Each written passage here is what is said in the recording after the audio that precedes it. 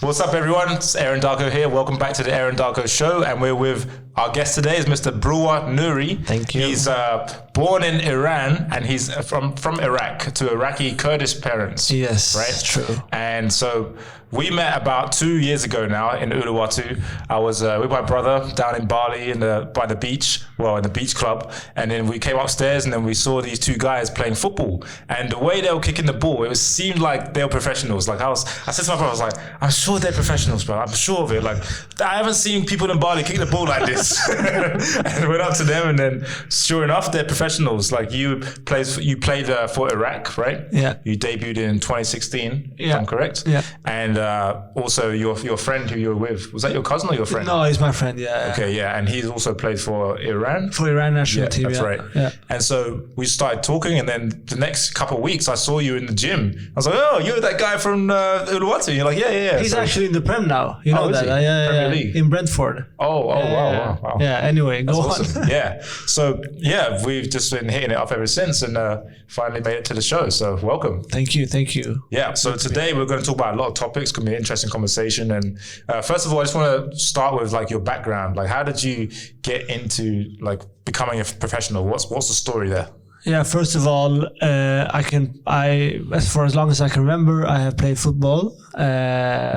This is the only thing that I have truly ever loved, where I become this, it's like an art form. You're there and there's nothing existing. When you find that quietness, when you do that, you realize maybe this is what you want to do, So when you go to school, all I think about was football. When you are with friends, you think about football, or you're having the ball with you. So, ever since I can remember, I always wanted to play football. So for me, it was natural, Yeah. So tell us about your upbringing. So you're born in Iran, and then to Iraqi Kurdish parents, which is like in the north part of Iraq, right? Yeah. So the Kurdistan, where I'm from, it's a part of 4 countries, which is Iraq, Iran, Syria, and Turkey. I'm from the Iraqi part, or my parents are. I was born 1987 in Iran because we were refugees from Saddam Hussein, who was terrorizing the Kurds at that time. So I was born in Iran and made my way through, Syria, Jordan, Greece, all through Europe to eventually, after 1 year, 1988, come to Sweden, where I grew up in Sweden. That's the upbringing. I went to Sweden. First, I started in Gothenburg with my mom and my dad. They got a divorce when I was like 4 or 5. Me and my mom, we moved to Stockholm, to the capital, and I've been there almost ever since. Wow. So when you moved to Sweden, were you already into football, or? No, I was 1 when I came to Sweden, but from what I've been told from my mother and people around me, I always had a football with me, and my first real team was around when I was 6, 7. Yeah, I started with the local team, and that's where it all started. When I was 6, 7, when you come to the first team, or you come to a team and you start to play.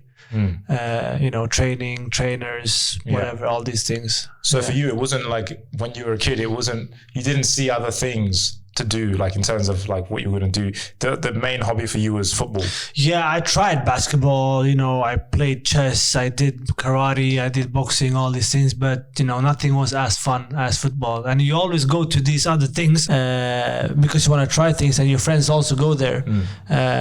Obviously in Sweden it's very cold, so you have hockey and stuff, but that wasn't as fun as football, and it wasn't as natural for me as football. So I always wanted to play football. Yeah. And for you, like, what's the appeal of football? Like, when you think of it, what draws you to do that? Yeah, that's what when I say natural, that's what I mean by natural.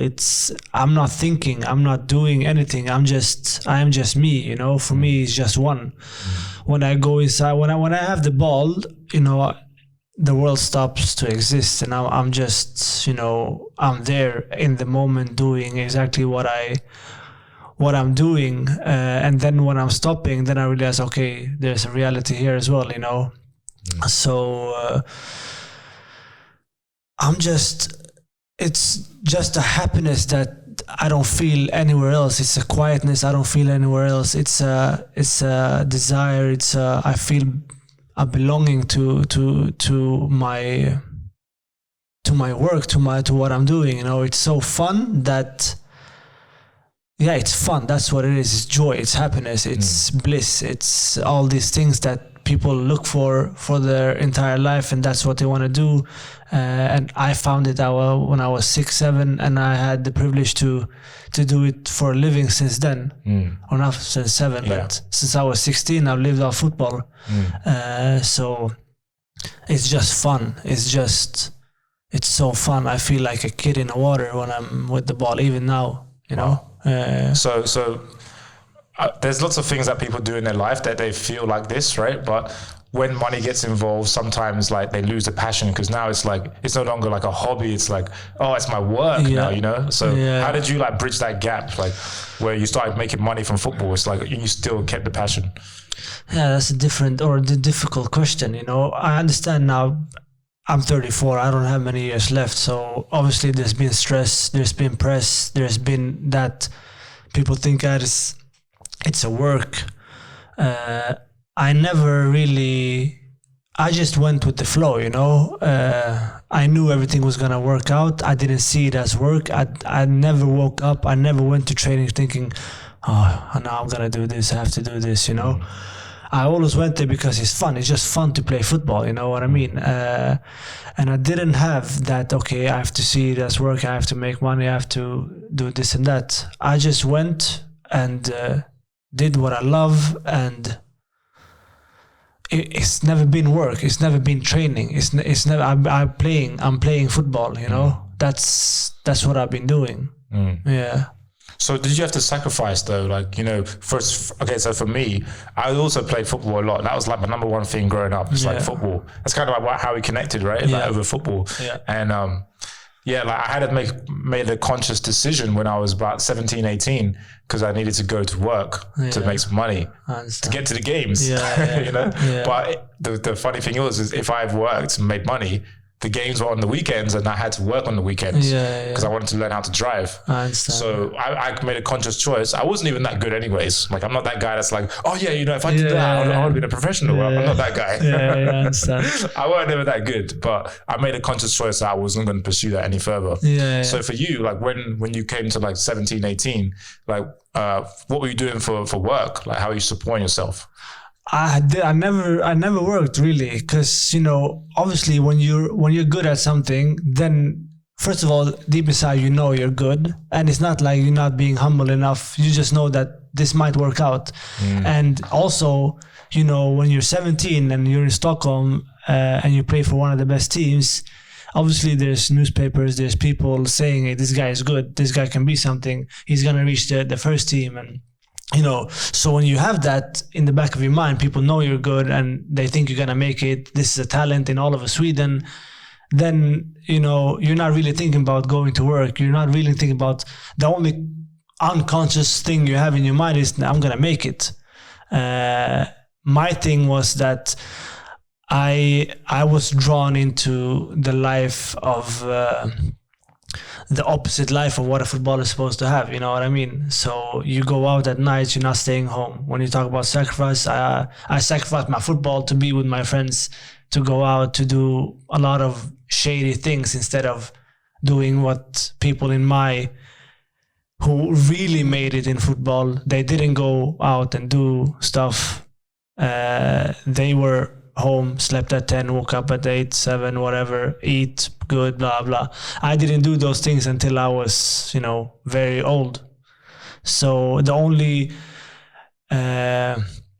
sacrifice I did, I sacrificed football, really, if I'm being honest, for doing things that you're supposed to sacrifice in order to be as good as you can be, you know? Right. Yeah. But when it comes to that, the question about what conscious choice did you make, I didn't, because it was just a chronological, you know, it just went on and on. I was good, then I became better, and the natural step was, okay, you're in the youth team, then you become the best there. Then what's the next step? Okay, you're gonna reach the first team, and then when you reach the first team, you gotta play, and when you play, you wanna go blah blah blah. It just goes on and on and on. And if it wasn't, I was good enough so I could maybe not reach the first team, maybe not reach national team, maybe not, but I could still live above with my football. I always knew that, so I never really thought about work, and I didn't give any crap about school as I should have, because I knew I was gonna make it. But even though teachers, friends, family said, yeah, but what if you're injured? What if that? Better have a degree. But yeah, I was not smart enough at that time. Yeah. So you had like the inner knowing, like at the whole time. Yeah, I just knew. Sometimes stuff, and I know I was better than everyone. But then circumstances and my choices made me not reach as far as I could have. Do you think that's because of the people that you were around, or just like your ego, or a mixture of both? Or so probably my unawareness of if you can use the word traumas I experienced as a child, as growing up, difficulties that you have as an immigrant in Sweden, difficulties by my upbringing from my mother was only like 19 when she got me. Wow.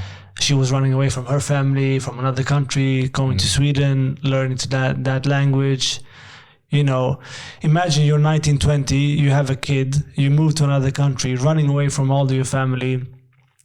Like, how much time can you spend on your kid?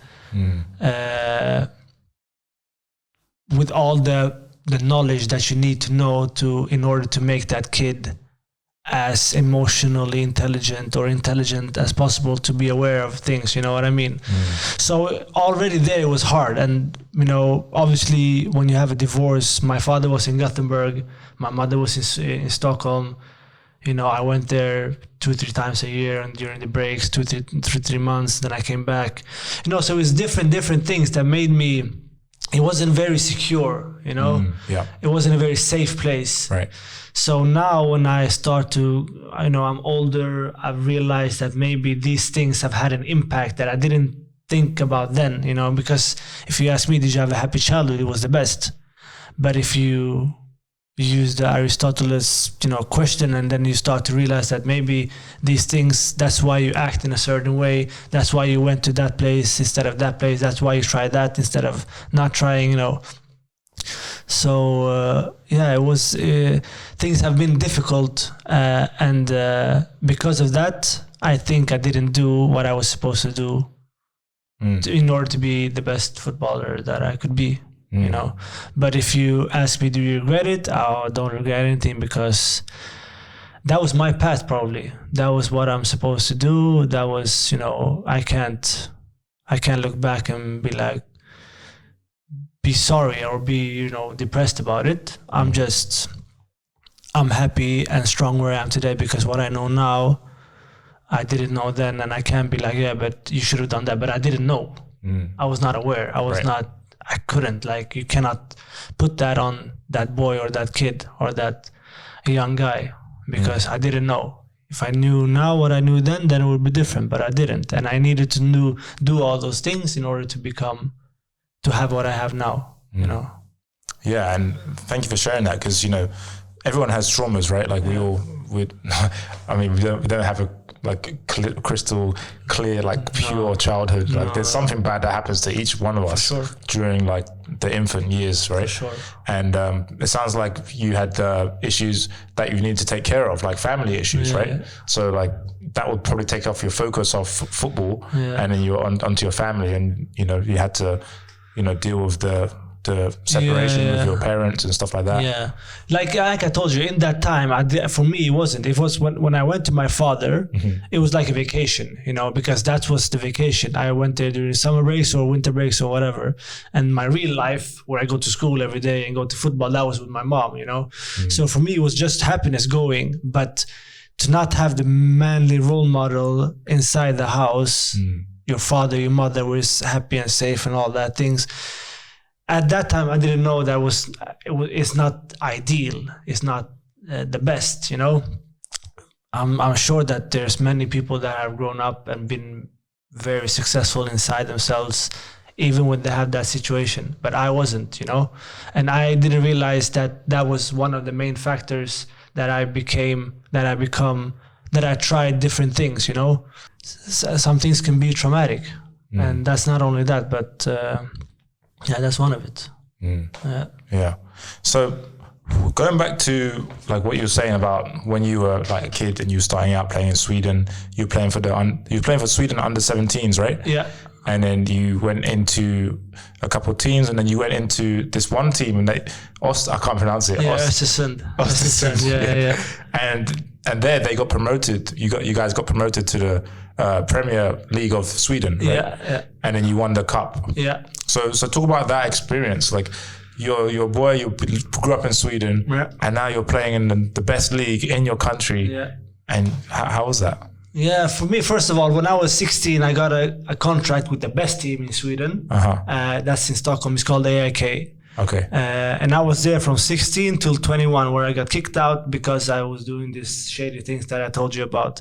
So I already been there at that level at a very young age, you know what I mean? So, but then I had to start over, because after that I was sent to the Division 3, 4.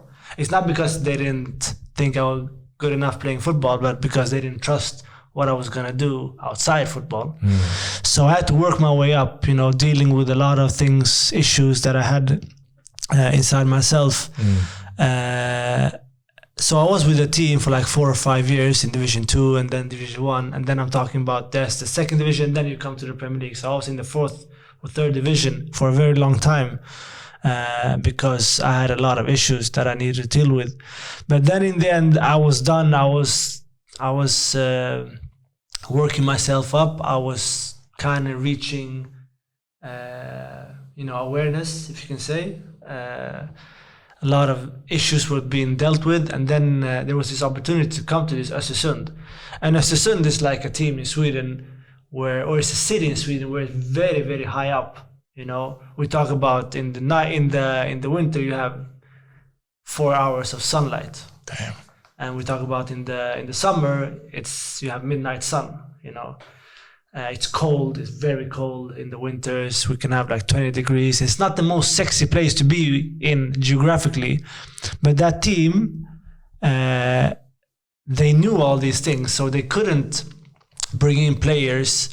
Say, but this is a very nice place to be. So they had to have something else to bring the players, So they created a philosophy and identity which everybody could identify with, and it was a football played in a very entertaining way, in a very developing way, and all the players that came was people almost like me, so second chance people that had been in big clubs but didn't quite make it, not because the same reason as me, just because they looked like me, they were immigrants. For example, the guy you saw with me in Uluwatu, he was one of them. He's from Malmö. He played in a very big team, but they didn't really trust him, okay, but how good can he be? And in Sweden we say you didn't give the chance because maybe you're a bit not racist, but you have this thing about I don't want to do it, So there's a lot of those people, those players that came to Östersund. So all of us became a family. So we got promoted to the Premier League. We had a very good coach who was not only a coach, he was, a mentor, somebody you could talk to, somebody that understood you, where you come from, what you needed, in Sweden or wherever you go, if you're a leader of some sort, you cannot do what you do to everybody. You cannot say what you say to everybody because everybody has different backgrounds. They come from different stories. You cannot reach everybody with the same words. So maybe I'm more high maintenance than another guy. But if I'm high maintenance and the leader understands that, then if he reaches me, then he will get so much from me. You know what I mean? Because I never been understood in my life, because people be like, teachers be like, or coaches be like, yeah, but this guy it's not worth it, you know what I mean? And then you become, okay, you're even more outcast, and then you become even more problematic. But then there's a guy who reaches you and understands you, and then you become, shit, maybe just they didn't have the knowledge enough to know what they need to know in order to bring out the potential that I have, you know what I mean? So that was that kind of coach, you know? Yeah, and then we were promoted, and we came like 8th in the league the first season out of 16 teams, which is not the best, but to be newcomers is good. But the thing about that was that we killed every team, even though that we lose 2 or 3-0, or that we win 5-1, 3-0, 4-1, or whatever. They didn't touch the ball, the other teams, you know? We owned the game, we dominated the game, but then we were not good enough maybe in our own 16 yards or at their 16 yards to score the goals or defending. But in open play, they couldn't get near us, you know what I mean? And then the next year we were even better, and then we won the cup. And when you win the cup, then you go to this to Europa League, you know. And then we went to Europa League. We had to qualify against 3 teams to get into the group stage. And in football, it's like whoever has the most money, they are better than the ones who have lower money. You know, the budget says it all. And we played the biggest team of Turkey in the first. So Galatasaray, you know. Yeah. That's like, and Östersund, like I told you, it's a small city. It's not Malmö, it's not AIK, it's not Gothenburg. It's a small city.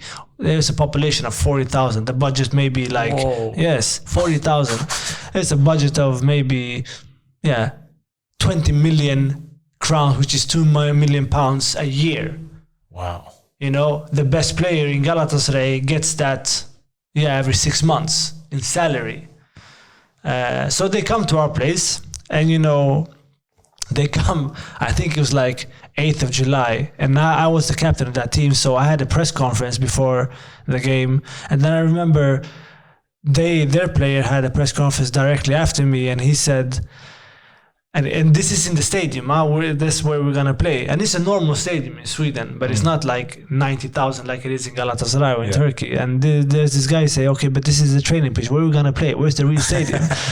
And I'm thinking, when he said that, I'm thinking, hey, we're gonna win this, because he just underestimates, you know, what we can do. Okay, this is a shitty place, it's not the best place to be to play football, but you haven't seen us play, because we can play. And we win that game 2-0. And that was amazing, you know, playing against Galatasaray, that big team, and win 2-0. And then they were so confident that they were gonna win away or at their home, you know, which this is probably the most hostile environment you can come in Europe football, you know. It's 60,000-70,000 Turkish people that's booing and whistling. They are so hostile that it's unbelievable. The atmosphere there is not fun if you don't have your mental things together, you know. But we drew that game 1-1, and after the game, 70 or 60,000 people they applaud us out of the game. Wow. Because they see how much we struggle, how much they see the effort that we put in, you know. Small team, playing good football, togetherness, all these things, you know what I mean? Next game was against this Luxembourg team, which was kind of easy. And then we went to Greece to play one of the biggest teams in Greece, which is PAOK. We went away first game, we lost 3-1. And then we're like, okay, but this is over now, you know. 3-1, we have to win 2-0. And they were better than us, you know, so much better than we're like, okay, but we can't really do it. But then during that week for the second leg, our coach just, we can do it. We're gonna do it. We're gonna have a plan. We're gonna do it in this way and believe it. We're gonna make it. So for every day, we're like, okay, maybe we can do it. You know. So they came to our place and we win 2-0. Wow. We win 2-0, and that's enough. And then we go to the group stage. You know. Yeah, and then we play Athletic Bilbao, we play Hertha Berlin, and a team from Ukraine, and we go through from that group as well. You know, I remember us playing against Athletic Bilbao, which is a top 6 team in La Liga, you know what I mean? In Spain, yeah. Yeah, in Spain. And I remember after, also in a press conference where the player said, for real, he said, I don't know if it was Barcelona who played or it was this Östersund team, you know? Wow. That's a major compliment. That is amazing for a team like us, Östersund, who wanted to play that kind of way against that team. You know, it sounds easy, but it's far from easy. And that is, you know, this is in 2018. I came in 2014, so that's 4 years of hard work to reach that. Yeah, and then we went through from that group, and we played Arsenal. Yeah. Wow. That was the peak. Yeah, we played Arsenal. They come to our place, and they were quite good. You know? They beat us 3-0 at our home, and then it was like, okay, maybe it's over, but we're gonna have as much fun as we can have. We're gonna try to make them remember us. Go with our head hold high, you know. So we went there, and we win. In London at the Emirates, 2-1. We were eliminated, but we managed to win against Arsenal, who haven't lost at Emirates when we were there for like 1.5 years. We were the first team to beat them. So yeah, that was a good experience, and this is in a period of almost a year, which was very good. It was like a dream bubble to be in. Yeah, and that's far. So there's a lot to unpack there. So your coach, it sounds like, I just want to go back to the coach before we go to the victories over that course of the year. He's in Brighton now. He's in Premier League. Yeah. Wow. Yeah. So taking the step from there to there, it's unbelievable. Yeah. So but he was above the level even then. Yeah. Like his style, his philosophy. Yeah, it was just he majored in emotional intelligence. So he was just, whatever you said, he had an answer. You'd be like, whoa, you get this aha feeling like, okay, I understand. He just flips the coin for you, gives you another perspective, and you'll be like, how can I not think about this before? And it becomes clear. And when you have that person who does that all the time, whatever you say, you have that respect for that guy, you know, and he doesn't judge you. He doesn't do anything. He wants you to be brave. He wants you to play what you see. He wants you to have fun, enjoy your football. And then, you know, just trust the process, you know what I mean? He was just amazing. So out of all the managers you had up until him, none of them had that impact on you? No. I had good coaches. I had, like, if you take my youth coach from 14 to 17, who then came to the first team with me in AIK in Stockholm, I always said that I have an eternal love for him because he taught me to play football, and we still talk today. I love him to death, but when it comes to knowledge about football, you cannot compare this to that. No, it's impossible. This guy, Graham Potter, the English guy, he's on a different level. It's not fair to try to describe him in here to you. You know, you have to really experience the impact that he has on every player's lives that he had. Yeah.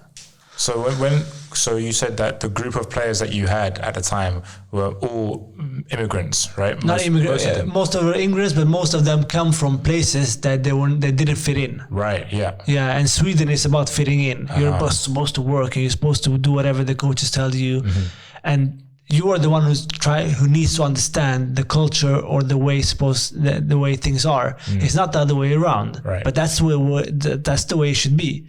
If you know I'm a good player, you know that I'm a good player, but I'm not reaching my potential, then you as a leader need to think, okay, what can I do differently? Not say you need to work harder. That's the only way. No, but that's not the only way. You know? Yeah.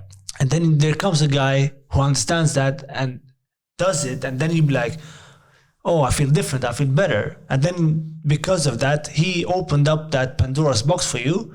And imagine what you will give for this coach as well, you know? So, yeah. So it sounds like he helped you realize how good you could be? Yeah. Is that true? Yeah, he made me understand that football, I thought I knew football, but I didn't know nothing. Like, for example, for me, football was when I had the ball at my feet, running around wherever. But he taught me structure. He taught me discipline. He taught me defending is when you have the ball. Attacking is when you not have the ball. All these things that maybe you now like, well, what are you talking about? Attacking is when you have the ball. But, you know, he just flips the coin, and then it becomes like your levels higher than people thinks the ordinary way, which is you attack when you have the ball, you defend when you don't have the ball. It's easy. But he makes you understand there's other perspectives of the game. And when it comes to structure and discipline, respecting yourself, not identifying with your performance, because I have a very hard time dealing with that, you know. If I play a bad game, then I am not a good person. I am not good, you know. Yeah. And I've had discussions with him for so many hours about these things, you know.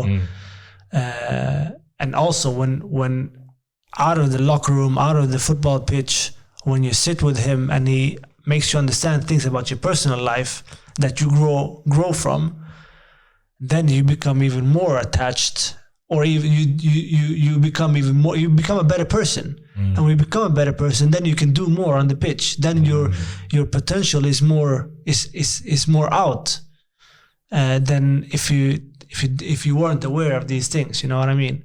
And if you have a guy who opens that for you, how can you not appreciate that? How can you not want to give even more to that? You know, you trust him with everything you have, and then you want to help him, you want to do everything for him, you know what I mean? Right. Yeah, and all of us felt that way. All of us. The whole team. Yeah, because it was not only me, it was everybody. So, example, I come from a very hard background, whereas we have a Swedish guy who I became close with, who was from Östersund. He was probably one of two players who was only from Östersund, who was this Swedish guy, mother and father together, you know, everything seemed to be okay, but you need to understand him as well, which I could never do, but maybe, you know, the coach did, and then he also got the best from him, you know. So that's what I mean. You need to understand, if you want to help somebody, you need to understand where this guy is at the moment, you know what I mean? And you need to treat him in the way he needs to be treated, which is differently. And everybody thinks, yeah, but everybody should be treated the same and everything is fair in football. But no, it's not, because everybody is different, you know? And everybody thinks that consistency is about playing same formation every week, because it's for me, that doesn't make sense. It's like you're playing the same team. You're playing different teams, you're playing different formations, you're playing different blah, blah, blah. So you need to adapt also and play in a different way according to what you're playing. It's not like I'm going with t-shirt and shorts if it's snowing in Sweden. I need to adapt to the weather, you know? And it's the same thing in football or in sports. And that's also something you learn. So you adapt to a system, you adapt to play with your team, and it's many things, bro. It's many things. Well, it sounds like, so this guy Graham was a pivotal figure for you in your life. Like, very important person. Yeah, like my backbone. Yeah. And so he basically, one of my questions as you were saying all this is, it sounds like up until you met him, you felt like you didn't fit in.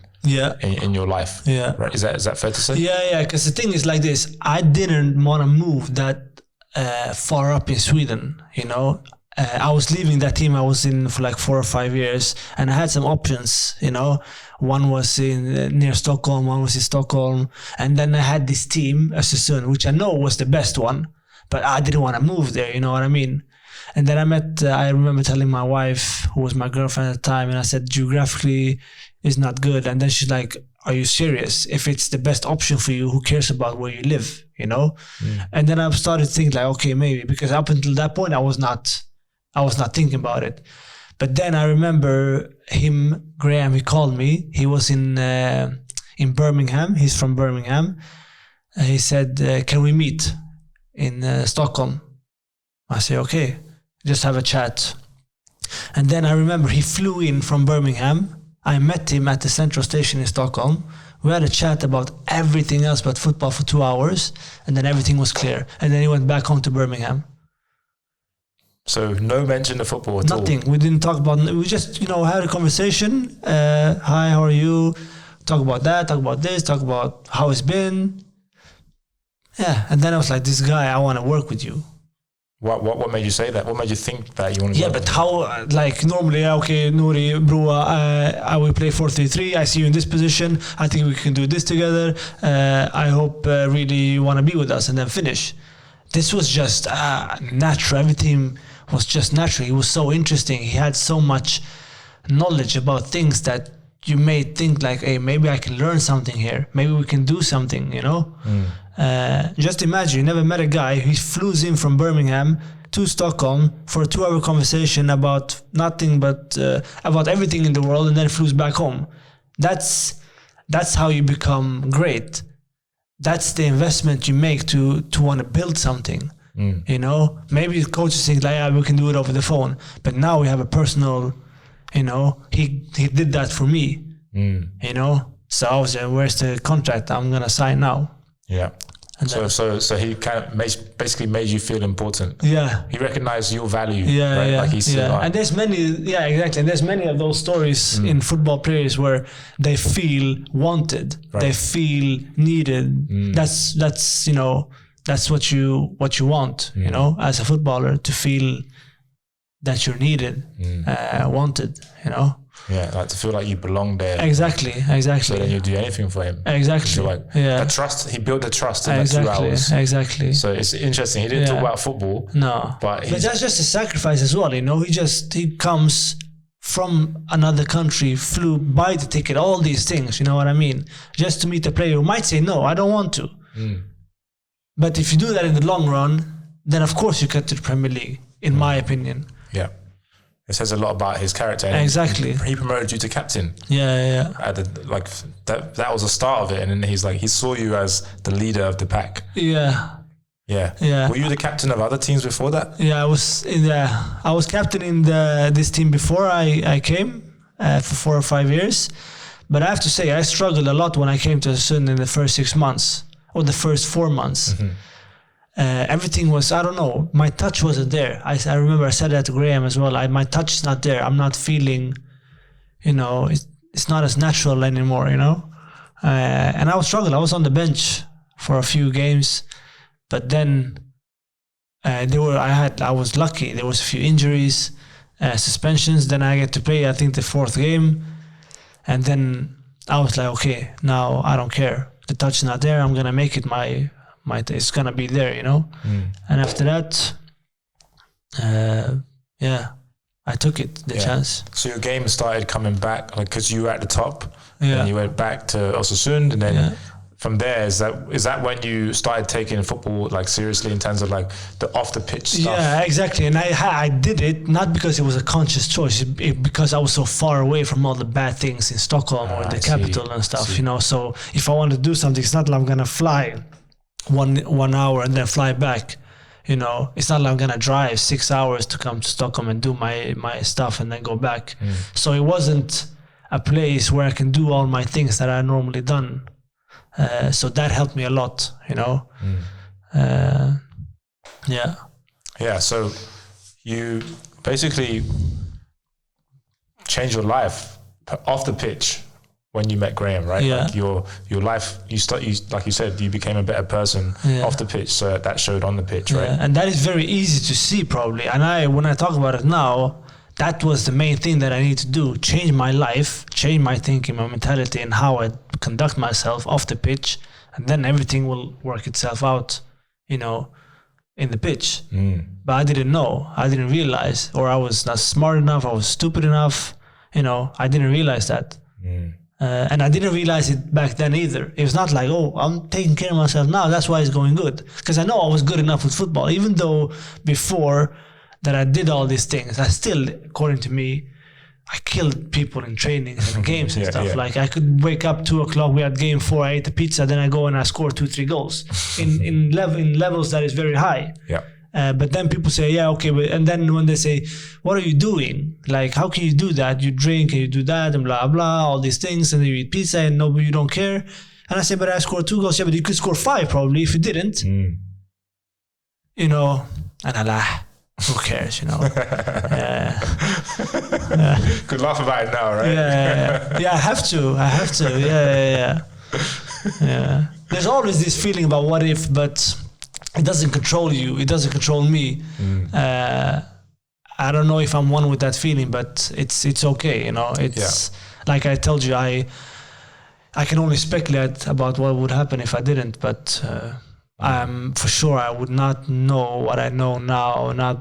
I would not be what I am now, you know.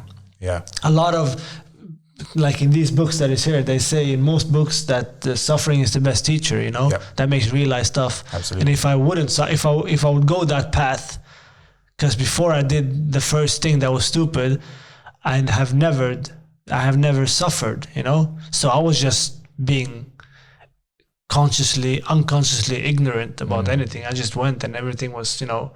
And I wonder if I would become that stereotype of a footballer that just stays home, PlayStation, doesn't know anything about what's happening in the world or anything what's happening inside himself, you know, all these things. So I can only speculate. But now it is what it is, and I'm happy and content, you know? That's really powerful what you said there, because, you know, there's so many, I'm sure you know players like this who they're not content. They think, no, shit, I should have went to this club instead of this club. And, I should. You probably know guys like that, right? Yeah. And it's like, so what would your advice be to those kind of people who are... The thing is, like, I've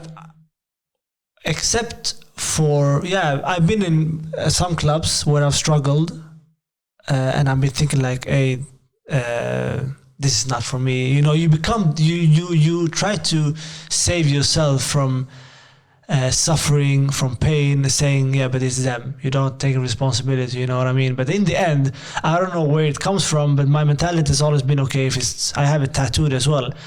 I'm going to make a way or I'm going to create one. Like, it's up to me in the end. I don't care. Like, when I came, for example, to Bali, this football in Indonesia, I was struggling, like, a lot. People every day on social media, Nouri out, Brwa is gonna have to be out. Really? He's so bad. He's gonna go out. He's not fitting in. He's so bad. My president calls me for a meeting saying this is not very good. We're not very content. We know you're a good player, but you have to do this. This is Indonesia. All these things, and you know, like I'm like explaining how football should be, and they're like, yeah, we know, we understand, but this is Indonesia. This is not Europe. For example, they could say to me, you need to take more yellow cards. I'm like, who says that? Who says to me you have to take more yellow cards? Yeah, but you're a defensive midfielder. Yeah, but in the world, it's not the defensive midfielder anymore. It's an attacking defensive midfielder. It's not only Makelele who goes and kills people, you know? It's different now. Yeah, I understand in Europe, but it's not the same here. So all these things struggled with me. I had to struggle a lot, you know? But then I remember it was not the first time I heard it. My kid came after the game and said, if you want to play fancier, you're dead. And then something happened in me. I was like, okay. So then I started to observe in a way that, okay, what is it that I need to do to be good and adapt in a way that they see fit. And then I learned, and then I did it, and then I was one of the best 11 players in the league last year or 2 years ago when we had football. So that's what I mean. Where if I'm gonna make a way or I'm gonna create one, there's no such thing as not making it. Wherever you go, you can adapt. You can do it if you want to. If you see it as beneficial for you. And the same thing as the son has been before as well, because I know I am good enough in football to do what I need to do, you know. So when you struggle, or when you say I should have gone to that team, maybe that's a better environment for me. That I cannot say anything about, you know. Maybe you have a coach who's a fucking dickhead or whatever. Whatever you do, he doesn't like you, have something against you. Maybe that's different. But I have had people that said, players or friends that said that to me, but the coach doesn't like me. Make him like you. Ask him, coach, what do you want me to do? What do you see in me? What do I need to do to play? If he says, yeah, but you're this kind of player, I need you to do this. And there's players that said, yeah, but I am this. Okay, but I will do what you say. I'm going to be best at that. When you are best at that, then you can start to implement stuff from yourself as well, from your own game. And that's what you need to do. But people be like, no, I don't want to because I'm not good enough, or I don't, or whatever the reason is. But if you sit down with the coach, say, okay, coach, I understand that things has not been as good as we hoped. You play differently. I'm having a hard time finding what I was supposed to do. What do you want from me? I play at this position. What do you want from this position? Okay, he says, I want this and this and this from that position. Then you do it. Then you become best at that. You're not going to be less than best in the team. And then you strive for greatness. And then if you do things right, and if it still doesn't play you, you have still done your part, you have done the right thing, and then God is big, you can do whatever you want. But if you do that, 99% you will play. You will succeed. But the thing is, like, if you're a top player, you come to another team and he doesn't play you, then the chances are that your ego is like, what is this? I'm just angry, I'm not gonna do all these things. Instead of taking your ego down and say, okay, what do you want me to do, coach? I'm here, I want to make it. I signed a 3, 4, 5-year contract. I want to make it. What do you need me to do in this formation, in this style of play, in this philosophy that you have? Because everybody has a different philosophy, you know? But there's too many players thinking, no, okay, if you don't play me, I don't talk to you. I have my money, I don't care. But that's not what it's about, you know what I mean? So then the blaming culture comes up. But it's because of this, it's because of, no, it's not, it's because of you. When you know you have a clean conscience, and you only know you have a clean conscience if you're aware enough, then you can say, like, I tried everything, I did everything, he still don't like me, he don't want me, then it's different. But until that, you have a lot to give. Like, it's like push-ups. Give me your maximum push-up, you will do 50, and then I'll say, okay, but what if your mother dies if you don't do 10? You will do 20 more. You know, there's always a little bit more. Yeah. Wow, powerful stuff. Powerful. It's so true though. Like the blaming culture. It's easier to blame than it is to, like. But that requires emotional intelligence too. Yes. To know, okay, if I'm not getting played by the coach, maybe I'm not doing things the coach wants me to do. Yeah, but that's also a thing that the coach cannot think that the player knows, because players are fucking stupid. No, but seriously, most of us are, I'm not gonna say stupid, but they are unconscious, unaware of these things, and somebody has to teach them the words of wisdom or the words of truth. And then when they know that, they realize that, they understand it, then you can put the responsibility and say, but you know, and you still don't do. But if they know, if I tell you, you know, and you still don't do, he'll be like, oh, I haven't. You're right. But if you say you're gonna blah blah, he will be like, I don't know. Then he will put the blame on everything else. Because if they don't know blame culture exists, for them it's normal. But if you teach them about blame culture or blame or whatever, not taking responsibility, then that's normal. So you can't really be angry with the guy or a girl or whatever for doing stuff that they don't know about, you know? And that takes a lot from a leader or the coach or whatever you are who's want to teach things, you know? So that's why it's, if that were the case, then everybody would be a teacher or everybody would be a coach or whatever, but they need to know a lot more, you know, in order to become, to help these people be their best version of themselves. You know? So it sounds like you studied a lot of leadership because of your experiences in your clubs, right? You were captain several times, and especially in Osasund. With, I want to say I studied, but I haven't. Well, you did. I observed, you observed the leaders, you know, and I see this is the way things should be. And I was taught a lot by suffering and stuff as well. And, you know, I became captain, and then you have to take responsibility. And it's, you know, I remember when I was in that team before Östersund, and that was when I had to run away from Stockholm because it was so bad for me. I ran away, and I was, you know, the worst case scenario the first year. Second year, we have a good coach that came. He gives me the captain, and everybody in the team, the whole city was like, are you serious? Like, this guy is going to be the captain. But that made me not think about myself, made me take responsibility for the team. And that started my journey about being the one who I am now. You know? Wow. You know? Powerful, Yeah. So that became, I don't know, then it became natural for me to be the one that people can have, you know, their shoulder against, or, you know, because I cannot back down from what I said in my tattoo, you know? And people know that from me. And if I back down, probably the whole team would back down, you know? And just, people are more leaders than followers. It's not bad being a follower. I'm not saying that. I'm just saying that your personality may be different than others, and then it becomes more natural for you, Yeah. You have the ideas, you're more creative maybe. It sounds like it's more positive than the other one. It's not. I'm just saying that's another trait that you have that maybe others don't. So you develop these leadership skills, if you will, like when you from Osasun, that's when the tipping point, if you will, like that's when you started like, all right, you started getting it and you started like becoming a better leader. Yeah. So how did this help you off the field? Like, let's talk about, did you meet your girlfriend at that time? Your wife now, but your girlfriend? Yeah. I met her in before Osasun in that team. That's right, yeah, because she's the one that told you to go. Yeah, exactly. Yeah.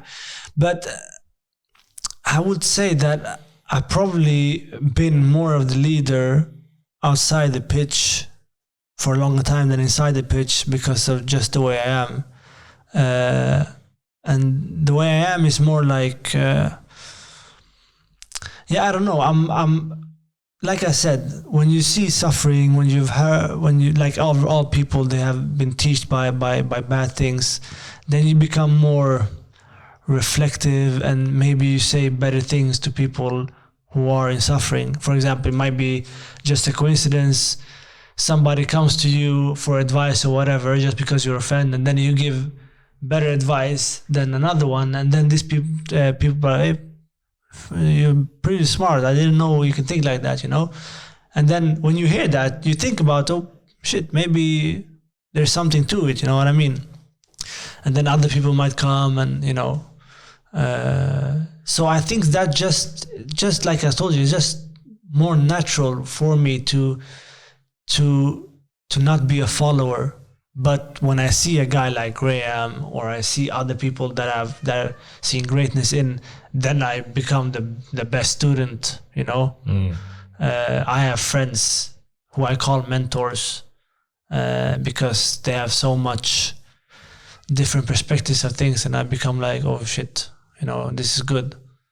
So leader doesn't mean you know everything. It means probably you know that you don't know. Yeah, you have that awareness. Yeah. So you're so aware that you're a student forever. Yeah, and exactly. For example, you can take anybody who comes. What would you do if you were me? But I cannot tell you because I am not you. I don't know who you are, and it's so bad of all of us to try to explain who we are with words, with vocals and consonants or whatever. How can we do that because of the body and the mind and everything is so complex and deep? We try to do that with words. Somebody says, I'm in this position, what would you do? I don't know, because I am different. I don't know the other story. I don't know many things.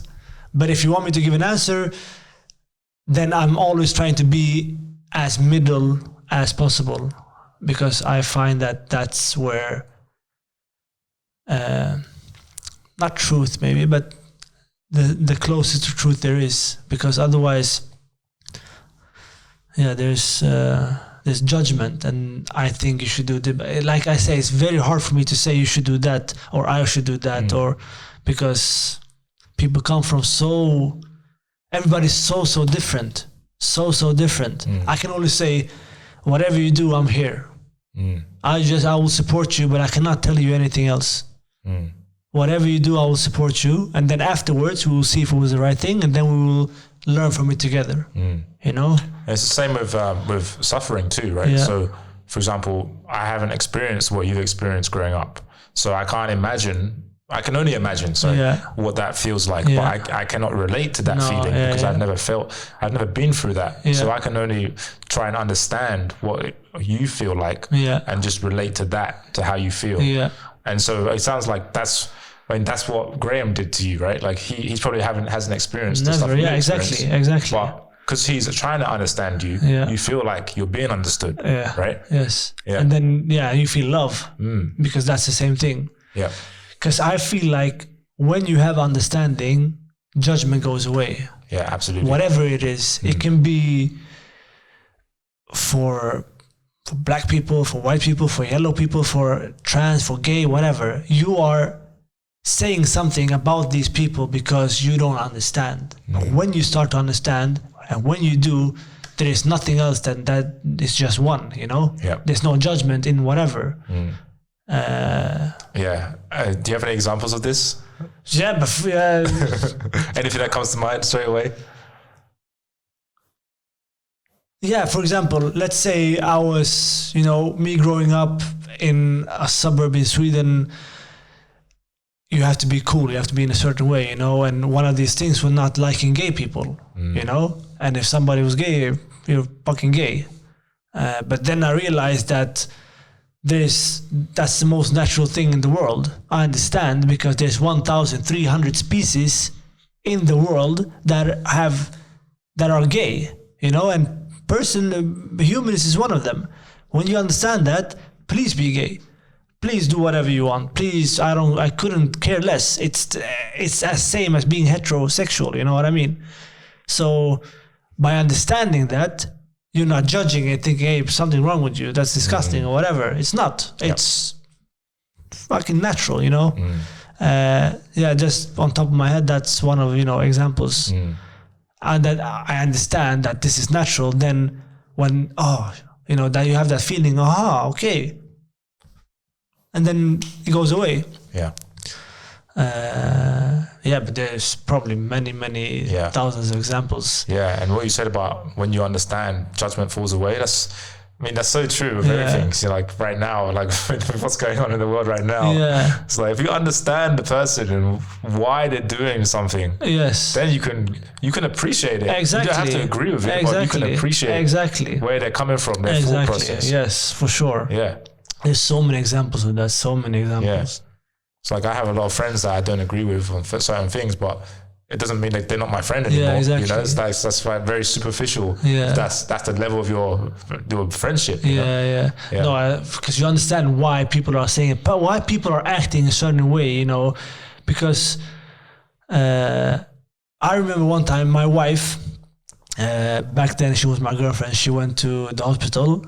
And for me, I didn't think it was anything that serious, you know what I mean? So I wanted to go to training, but I skipped training to go there. And I wasn't the most supportive and happy boyfriend at the time, And it turns out it wasn't a big deal, But that unsupportiveness from me made her feel like I'm not there for her. And when we go to the doctors for whatever, then she gets that feeling back, Yeah. And I understand where that comes from. I'm not angry with her when she says, I am a bit afraid now. Are you going to supportive? Are you going to be this? Are you going to be that?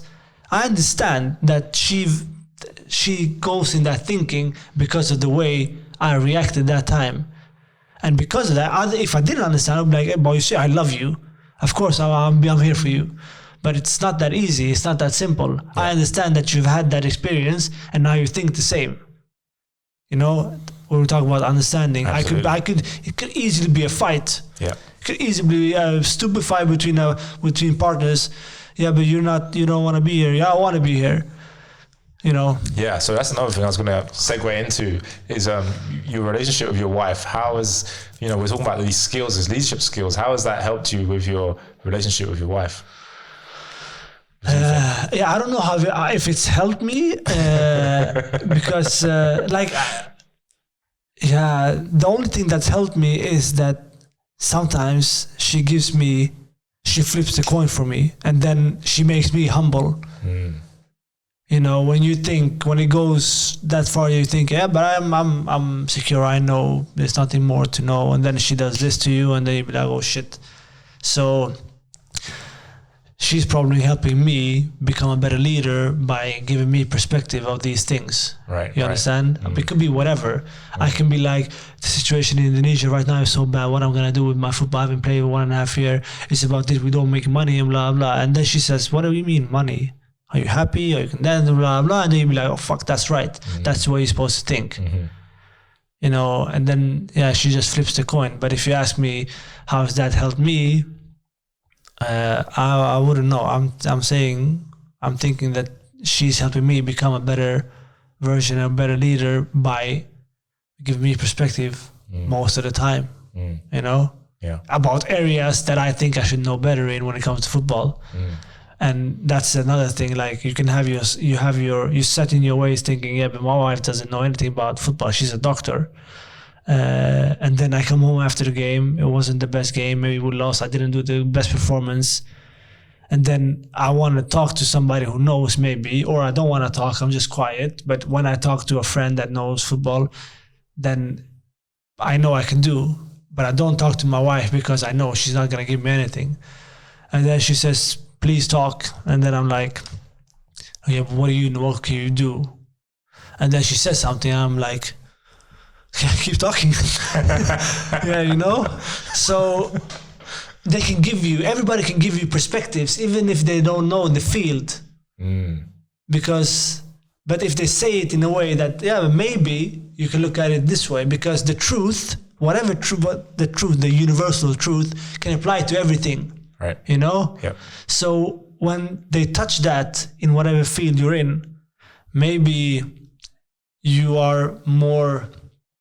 can relate more to that, and then you become there, but I can apply it to this thing right here as well. And I can do the same thing as I don't know nothing about medicine or whatever. She can come in and she can say, I had this patient with this and that. And then she's frustrated. She get the emotion, get the best of her or whatever. And then I'm thinking, okay, maybe if you think like this, and you're like, okay, even though I know nothing about medicine, but the truth is still the truth, There's a universal truth. Everybody has their own, but I think some things maybe everybody can agree on. And if you can touch that, then maybe you can help. Yeah, that's powerful. Like everyone can give you a change in your perspective. Sure. Regardless of whether they know your field or not. Yeah. You just need to let them. That's the thing. You just need to trust that. Maybe they don't, but did you lose anything from it? Then maybe you like you can be more certain of your own truth by being in the wrong room or hearing the wrong things, Okay, test me, try me, say something. Let's see if I agree with it. And then you just become more certain of your own, no, this is the way, I know, That can also be a way. But even if you try, you're not losing anything, Yeah, true. Yeah. So how important is your relationship with your wife? Like, how important is your wife to your life? Yeah, she's my best friend. I married my best friend. It's, for me, I didn't really believe in, because I've had I have some relationships, and I was fed up with the term of love, all these things, and I didn't think I could share me and all my difficulties and issues with the person, It was too much work. Right. But then I met her, and something happened, and then it was natural, and we started seeing each other, and we had fun together. We had fun. It was fun. It was good to be with her. It was good to hang out with her. It wasn't forced. It wasn't anything. And the more time went, the more I liked her, and I just felt like, this is somebody I can be with 24/7 without feeling that is boring or I'm sick of it or whatever, And that's, if something I've tested, is these lockdowns that we've had in the world. Like, you're stuck in a room or in a villa or in a house together, and you're not thinking, fuck, I want to be alone, So yeah, I'm with my best friend who I'm attracted to, Wow. That's how I feel. So yeah, I'm happy about it, because I didn't think it would. I would find it, or I wasn't even looking for it, but I didn't think it could happen. And why didn't you think it could happen? Because I was thinking about girls first of all in a certain way. I was 22, 23, 24, 25, 26, and I was like, this is. Yeah, I can't say. Those things I thought back then, because I was not a smart person, I didn't believe it, because if I met girls, I didn't connect in that way, and I was thinking, but okay, we can have sex and whatever, but I don't want to hang out with you, I don't want. And I met some girls that I didn't feel that connection, so I was like, it's not gonna happen. And then I had 2 girlfriends, I remember before, like for 2 years, and then another one for whatever, I don't remember. And I was like, yeah, it didn't work out. I don't want to invest that much, because you're investing, you're giving up time, you're giving up this, and you be with them, and for what? And then people change, and then they go, and voila. And it's not like I was hurt or suffered or from these things. It was just it's not worth it. If it happens, it happens. I'm not gonna say I'm very open for it, but if it happens, it happens. If not, I'm happy. I was happy. But then Dina came along, and 8 years later, we're going strong. Having a baby. Congratulations. That's awesome. Yeah. Yeah, and you're having a baby. So how's that? Like, I'm hyped. I'm super hyped. Yeah. I'm also, a bit scared about, raising, I'm thinking I need to break the cycle, maybe I'm having this kid now because that's what God or universe wants me to have, because I'm ready for it, Probably the happiness and hypeness I feel now is probably gonna be tiredness and frustration when the baby comes. But no, I'm just happy that I'm gonna try to do my best, and I want to know as much as possible in order to raise my kid as consciously as possible for it to not have as much traumas as a person who don't understand raising a children, who freestyles it. Doing the best with what they have with their ability. For example, my mom, 20, she's holy for me. My mom, she's holy. She's everything I have. But if you ask me, did she do everything the right way? No. But did she do everything as good as she could? She did. She did even more. And that's what I said. She didn't know. How could she know? But I want to know everything I need to know. Yeah. Yeah. How could she, right? Like, I mean, that's really powerful. I saw this one Tony Robbins thing, and he was talking to this woman, and she was like, your mom created you like how you are right now. Like, how could she have done anything different? And the fact that she did her best is why you are the way you are. So imagine if she knew better, then you wouldn't have the traits that you have now that are helping you in your career. Exactly. And in your relationship too. Yeah, for sure. Yeah, that's super, super powerful. Honoring that and, breaking the cycle of what's in your control. So now you have the awareness, so you can do better with what you know. Yeah, exactly. And then my kid would probably think like, but I know more now, because that would be in 30 years or 20 years or whatever. Things would have gone forward, probably, hopefully. There's new science or whatever about raising children. We know more about the baby's brain, our brain, and then he will say, my dad did the best he could with his ability and what was good and known at that time, So it will all be, everything will develop. I will do mistakes probably, but to learn from it, to understand that I don't know it all. I think it will be good. I'm sure you're going to be a very good father. I mean, based on this conversation, and based on obviously outside of this, how I know you, Thank you. Yeah, it's going to be a very exciting time. I'm super hyped. So I have this iPad out. I haven't even looked. I've looked at it once, but I don't need it. So I was going to ask you questions about your training schedule real quick. So people are probably curious. You're a professional footballer. Yeah. You're still playing. You're 34 years old. Yeah. What's your training schedule look like? I mean, obviously now.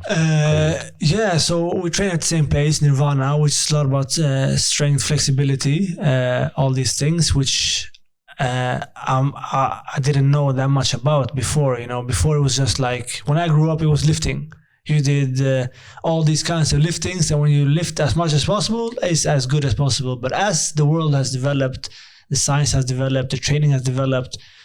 When I came to Östersund, we started training in different ways. We did different things. It was more focused on mobility, core strength in different ways, not only crunches and sit-ups.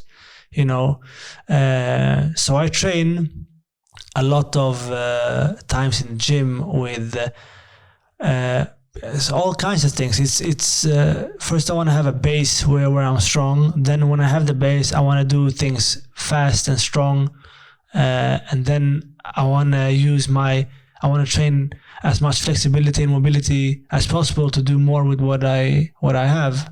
You know, as a footballer, you become very stiff because you run and you train, and all these, you know, different surfaces makes you stiff around mobility, around the hips and stuff. And if you don't work on that yourself, you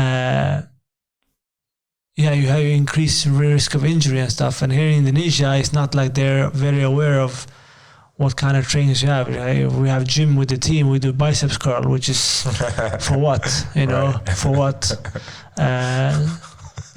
Yeah, unbelievable. And then you say, well, what is this gonna do? But then you say, we're champion 2 years in a row. And then what you gonna say? Yeah. You know? So, no, I try to be mindful and aware of what I did before when I come here, you know? And as I come here to Nirvana, I learn new things and I understand more things. But basically what I'm doing, I'm training twice a day, almost every day. I have a gym in the morning. I train football in the afternoon. I do recovery in between with the ice bath, with the cold bath, with the sauna.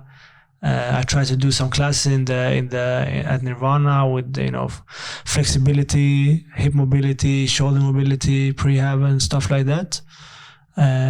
Try to eat good, as much nutrition as possible. Yeah, that's the thing. And I'm learning because I'm not the best at these things. I just done, like I told you a couple of times, I kind of freestyle in the gym.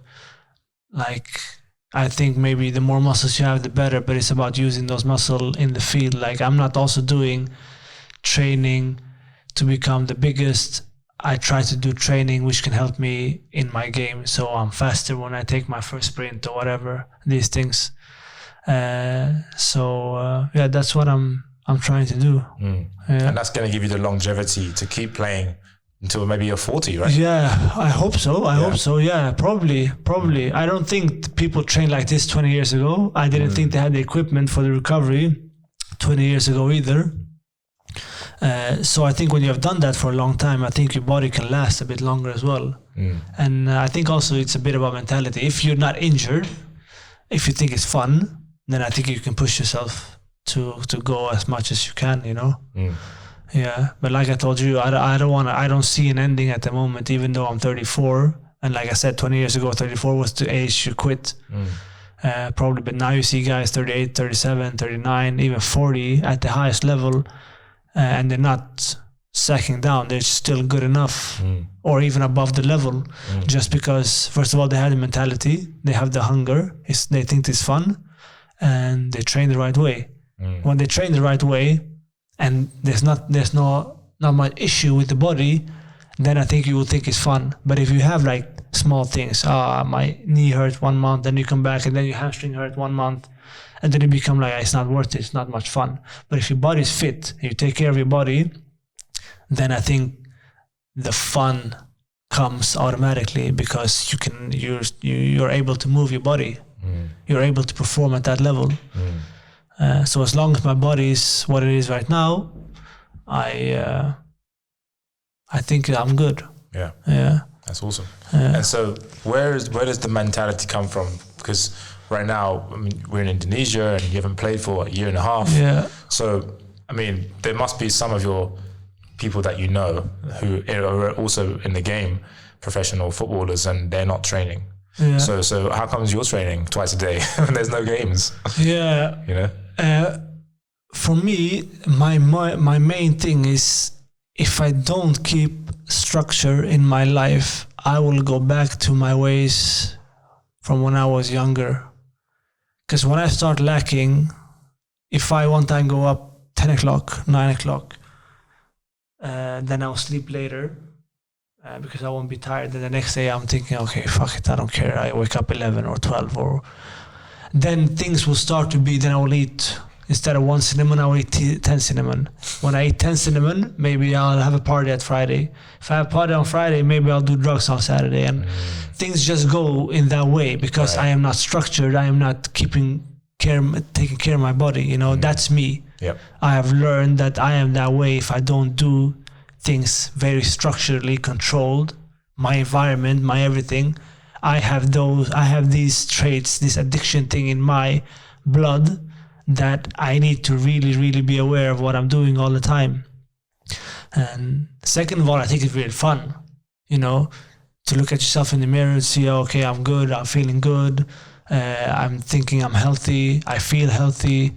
Third of all, I want to be good at what I do. But the most important thing was the first thing I told you, like, if I don't have that structure, if I don't do it, if I don't care, if I let myself go, then it's not like, for example, if you or somebody else let yourself go, they will let themselves go, then they don't care, they come back after a week. Experience have shown me when I do that, I do stuff that is not very good, you know. Yeah. So you got that structure in place, and you also have positive addictions, right? Like the gym is exactly, for sure. That's an addiction, but it's positive. 100%. It's a replacement, right? For sure, it's a replacement. It's a disorder I have, probably, because when I do something, I'm doing it brutally, whatever it is. All or nothing, right? Yeah, exactly. There's nothing in between, even though you should have that balance, and I'm trying to have that balance. Like, for example, I could train 7 days a week. There's nothing, I don't care. But then you have my wife saying, but you need fucking rest, you know, less is more and all these things. And I'm really, it's very hard for me to rest, but I'm learning, and I'm getting there. Like now it's at least once a week, at least. Probably every week is 2 times I'm resting, and it's okay. I don't feel panic. I don't feel like I'm going back to my ways from before, you know? Yeah. That's great. And so what I was going to say is your friends in football. So at Nirvana, there's a couple footballers, Melvin, Mark. And I was just going to ask you, I was just curious, like what impact has football had on your personal relationships, like with your friends? Have you built like long-lasting relationships with?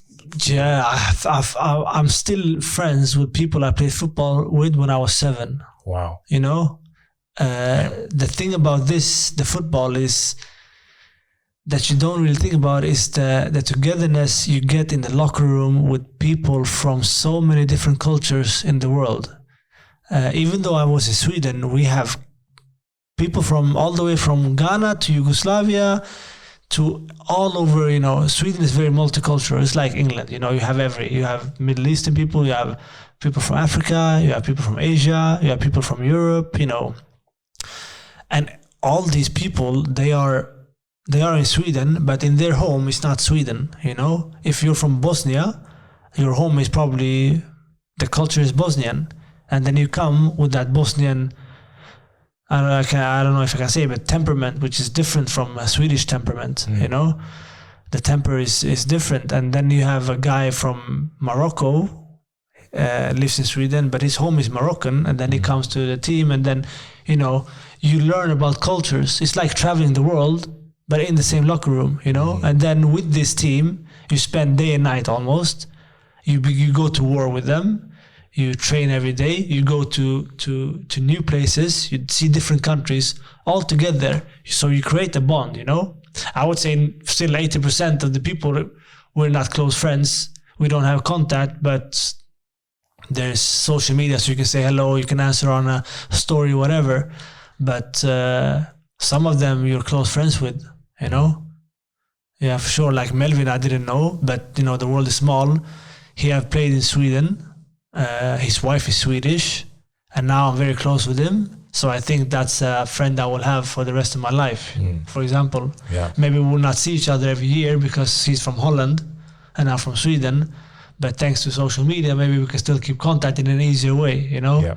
Even though it fades away, we will still have created memories that we'll both remember for the rest of our lives, you know? And that's one of the best things about being a football player. It's like I say, you travel the world inside a locker room because there's so many different nationalities, cultures meeting together and are all happy together because they have one goal, you know? That's why people say sports is a very good way for implementing into the society. Society is the same, different cultures, but everybody's fighting. They have this agenda, they want to do this, and this group doesn't fit in with this group. But how come in sports they do? Yeah. Especially in football, where we have. I remember my in Östersund, there was like 15 nationalities, 17 nationalities, and we became what we became. And they say in Sweden, for example, yeah, but if it's too much multicultural, it cannot be Sweden. We cannot be a good country or whatever. And then you see, but look at our team. How is that possible? It's just because we understand. We have seen it. We're not afraid. We understand it. It's normal. Yeah. So that's one of the greatest things about football. Now, for example, in Indonesia, the culture is different. Many of the local players live in a place together. I think they are very close to each other. But then you have the foreigners who lives in another place. We train here, whereas everybody who lives together, they dress there and then they go to the training field. So there's no real locker room, So you don't go to the locker room a half hour before, joke or blah blah. You just go and train and then you go back home. So it's different. That is one of the things me and Melvin, for example, miss about being in Indonesia. The locker room things. Yeah, it's like the camaraderie, like exactly coming together. Exactly. It's like it almost sounds like it's like in the team now. It's like them and us. Yeah. But usually it's family, right? Yeah, exactly. But here it's like kind of different. Yeah, and it's all because of the language barrier as well. Most of them don't speak very good English. Right. So they're good people. They're nice, and friendly, and all these things. But you don't really get into deep levels with them because of the language. They don't speak English. So it's hello, how are you? Okay, let's do this together. And in the field, we understand everything because it's the same language. They understand when we see the eyes, the language of the body language, But when it comes to getting to know them, no. So like the camaraderie, the off the pitch stuff, has like gone down since you come to Indonesia, would you say, compared to what you experienced before? If you say I understand why it is like that. Yes, so it's not going. It's just the way it is. The main thing is, even if we didn't have locker rooms, but they spoke English, then we'll probably say, okay, let's go and eat together. Now, if I say let's go and eat together, lunch or after training, we go for dinner, we're gonna sit. Oh, you good? Family good? Because that's what they know. That's why I understand in English, and I'm not really good at Bahasa, So it's hard. I would say the main thing is the language. Yep. In Sweden, everybody that comes speak English. Even if they don't speak Swedish, they speak English, and I speak English. Then you can become friends. You can understand. You can get to know them in a different way. Yeah. Yeah. So that is a bit. It's not as fun. Yeah. I would prefer to have a locker room where I could speak their language. Then it would be more of a family thing. Yeah. So how did you get to Indonesia? We didn't touch on that. Like No, I was in Östersund. Yep. There was an agent, and I remember it was agents writing to me all over, all the time, saying, "You want to play here? You want to play there? I have a team for you. There's a country, blah blah." And you always get hope. Always, when they say, you get hopes. But then in the end. Because they okay, let's say you say to me, I have a club for you. You want to play here? Okay, I say yes. Okay, I'm going to come back to you next week. And then I don't hear from him again. So that happened maybe 50, 60, 70, 80 times, And then you become like, hey, it's not going to happen. Then there's a guy, he says, you want to play in Indonesia? And I'm like, yeah, whatever. And he say, okay, maybe I come back with an offer tonight. I say, yeah, do whatever you want. And then he comes back with an offer from Bali. And this guy I never know. I never met. I don't know his name. And he wrote to me on Instagram. He says, here's your contract from Bali. And I look at it and I say, this is not a joke. It's stamps on it. It's good. And fucking money's amazing. And I'm like, this is serious. So I called my wife. I say, I think I got an offer from Bali, And she's like, no, it's fake. Because it happens so many times, these things, I said, no, babe, I think it's real this time. So the time was like 6 o'clock in Sweden that time, and that's like 1 o'clock here. So I'm like, can I call you? Can I get your number to see who you are, first of all? He said, yeah, I'm going to sleep now, but call me tomorrow. So we had a meeting on FaceTime. We called each other. He introduced himself. He's a French agent. Bali's looking for a midfielder with an Asian passport. You fit the profile. They want you. You played against Arsenal. You have a good CV. All these things. They want you. I say, but have they seen me play? No, but they know your value. They know you're good. They know your CV. I say, fuck it, give me the contract. I sign. That was on a Sunday. On FaceTime? Yeah. Wow. Wednesday, yeah, that was on a Sunday.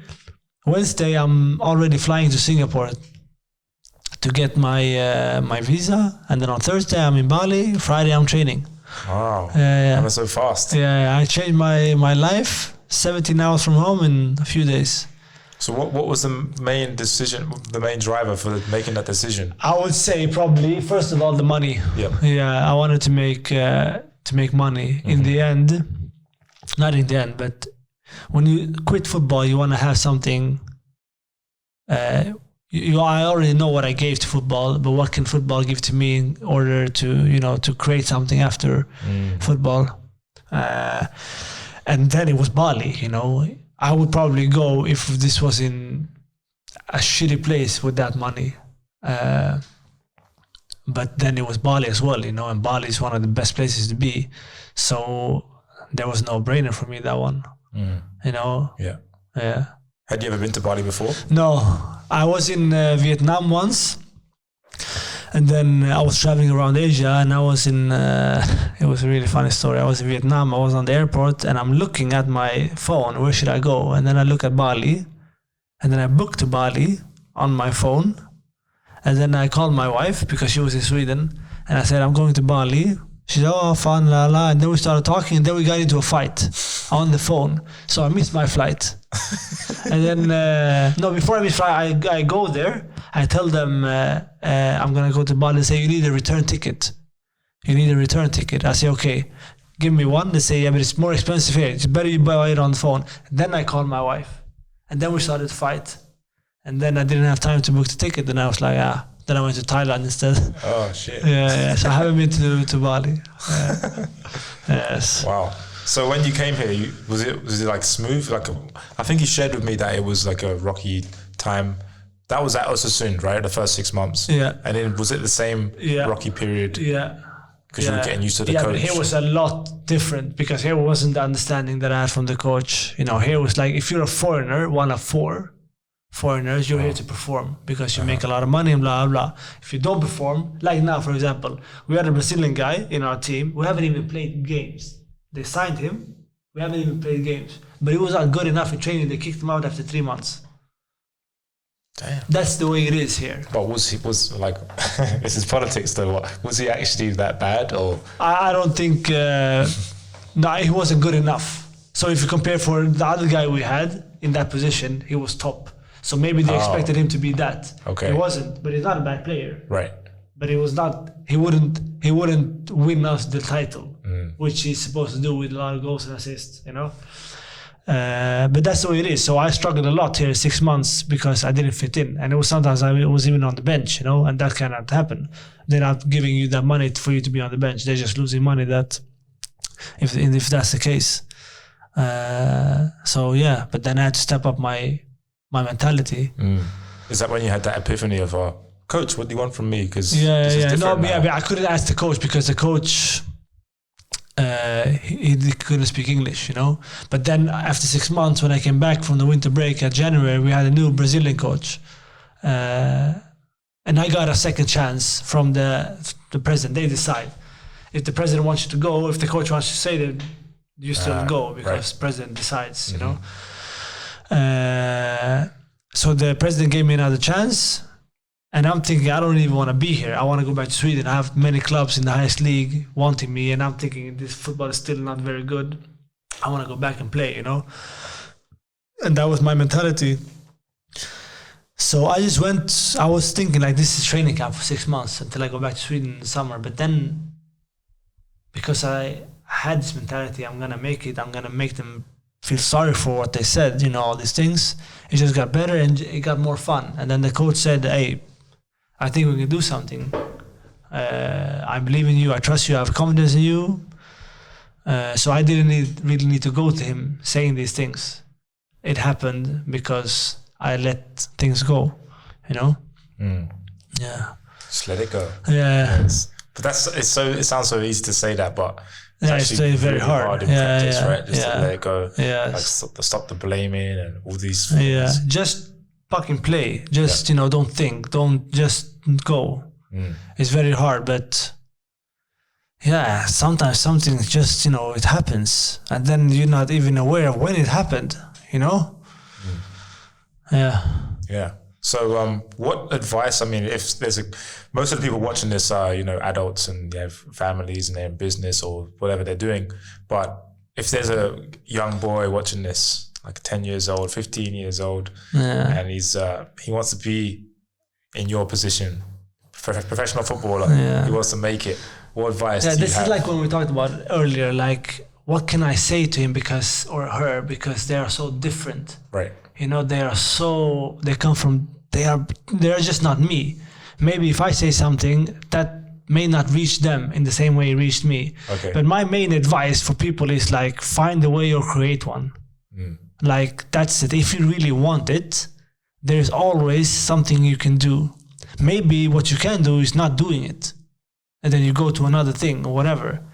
But in the end, try to be as aware and conscious about things as possible. Try to know as much as possible, so you know what you're doing. But I would say the main thing is you find a way or create one. Like you say, for example, when we come in, everybody thinks you need a team to do the podcast or whatever, but you can do it on yourself, And maybe when people start, but I don't have a team, I can't do it. But then you're like, no, I can do it myself. It's an easy thought, but maybe now everybody's thinking it because they're lazy, because they come from whatever. It may be whatever, you know what I mean? But if I would say that's the main thing. You find a way, because there's always a thing you can do, or you create one. You're not taking no for an answer or whatever. Like, I have a friend, he applied for 1,000 jobs, didn't get one. Then in the end, it's like, okay, I don't care. I go to an office, he sit down, he say, I'm not leaving until I speak with your manager. He sit there for 5 hours, he speak with the manager, and then it's like, okay, you get the job. Wow. You know what I mean? Yeah, exactly. That's what it takes. Yes. It's these things. Yep. So if there's a guy wanted to be in my position playing football, just keep on playing. You need to know what sacrifice you need to do. Maybe you, as me, thinking eating good food, going to bed early, not going to that party, or not drinking that beer is nothing. But in the end, not taking one beer becomes not taking 2 beers, not taking 3 beers. Sleeping 1 time early makes sleeping 2 times, 3 times, 4 times. Training instead of sleeping 1 time, 2 times. This is investment, In 1 year, you will see that result. You will not see the result the day after. Yep. It's like when you invest in crypto, you will get the money in fucking 1 year or 2 years or 3 years. But what you do now is the best thing you can do for the future. Yep. This is the main thing that people need to know. If you want to have a good future, invest in the time right now. So if a guy wants to play football, become a professional football player, first of all, you need to be half decent. Yeah. But then think like, if I'm not the best in the team, first thing I'm going to do, I'm going to be the best one in the team. And when I become the best, I'm going to stay the best. And then if you stay the best, okay, now I want to go to a different level. Reach for the stars. That's what I would say, Yeah. Powerful advice from Mr. Brwa Nouri. So closing question, and what's the purpose of life mean? Like, when you think of life and you think of everything that people do, like, what's the purpose of life? Like, in your opinion, for you, what's important for you? Like, for your life to have purpose and meaning. I understand. What a question, Aaron. The purpose of life. My Lord. I would say to try to have fun, enjoy the ride, because it's gonna end, And when you, for example, this is also about understanding, You don't see. We talked about this briefly a few days ago. When you don't see the danger at the moment, you're thinking, I don't care about it. But let's say you get sick now. All you want to do is not the podcast. It's not training. You want to be healthy because you want to live, you know, and you want to enjoy that time. So you realize and understand what is important when you become, let's say you have a death experience, near-death experience, you're sick and you think you're going to die, but then you're gonna live, you know. If you have that, I think you will appreciate everything and you'll just be happy with everything. But if you don't have that, then it's very hard to see and understand these things, you know. I will not say go and do Russian roulette with yourself to understand that the appreciation of life, but find something that you like, be nice, have fun, because it's gonna end, you know. You have borrowed time on the planet, try to enjoy it as much as possible. Yeah, and then it's up to you if you want to make people remember you, like that is important. I don't know. Nothing is important, just be. You know? You're so wise, man. I love it. I can sit and listen to you for hours. Yeah, what you just said there is so much depth and wisdom. Nothing is important, just be. But exactly. Yeah. Like, for example, people care about likes on Instagram or whatever. Like, how is that important? But it is important when you're in that life, and then somebody to smack you in the face like, hey, this is, you know, it's not important. They'd be like, shit, it's true, you know? It can be many, many things that it doesn't matter. It doesn't matter. You matter, your health matters, your family matters, the one you love matters. You having fun, you doing what you want, following your heart, being brave, you know, following your dreams, all these fucking cliches, but, you know, in the end, you're gonna die, you know? You're not living it. There's nothing more. If you don't believe in God, okay, but as you know now, this would not be the case again. Fucking appreciate that, you know? I'm 34. I was 15 to yesterday. Yeah. I will probably be 50 tomorrow, you know? Right. It goes fucking fast. Yeah. You're not living forever. Yeah. Enjoy. Yeah. That is a good note to end on the podcast. So thank you for sharing. Thank you for being vulnerable. Thanks for having me here, bro. You know, it's been really cool to get to know you even more. Like, I already know you, but I've definitely learned more things as a result of this chat. I appreciate this. And so where can people find out more about you if they want to follow your journey? Yeah, I have. I really don't post that much on Instagram, but my Instagram, I don't know, I'm kind of private, but sometimes I post stuff. But yeah, if they want to know me, come talk to me in the gym or on the pitch. I don't know. Cool. Yeah. We'll link it up in the show notes. And so, Brwa Nouri. Thank you very much. Thank you.